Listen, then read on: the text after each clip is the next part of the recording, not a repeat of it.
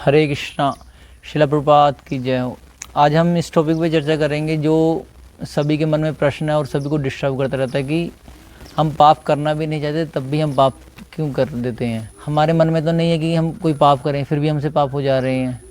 इसका मेन कारण क्या है?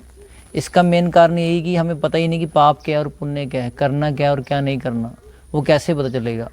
वो हमें शास्त्रों से पता चलेगा। भगवद गीता, भागवतम, हम पुराण पढ़ेंगे तो उसमें स्टोरी से बताएंगे कि क्या पाप है और क्या पुण्य है।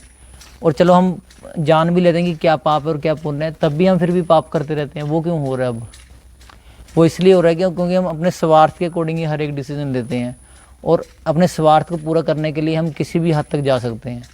अब इससे बचेंगे कैसे? इससे बचने का सिर्फ एक ही तरीका है, जब हम भगवान और वैष्णव के आश्रित में जाएंगे, भगवान की शरण में जाएंगे तो हम पाप करने से बच सकते हैं। भगवद गीता में भगवान बता ही रहे हैं कि सर्वधर्मान परित्यज्य मामेकम शरणम व्रजा। जो मेरी शरण में आएगा तो मैं उसको सभी पापों से मुक्त कर दूंगा।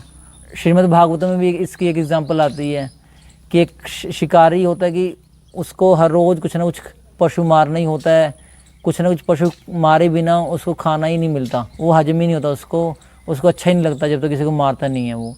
पर जब वो एक वैष्णव नारद मुनि जी के अंडर में आया, उनसे कांटेक्ट हुआ उसका, तो वो समझ गया कि हमें ये सब नहीं करना। और कुछ ही दिनों में उसका इतना सुधार हो गया कि वो चलते समय भी कीड़ियाँ चींटियों को देख देख के चलता था कि कभी चींटियाँ ना मर जाएं।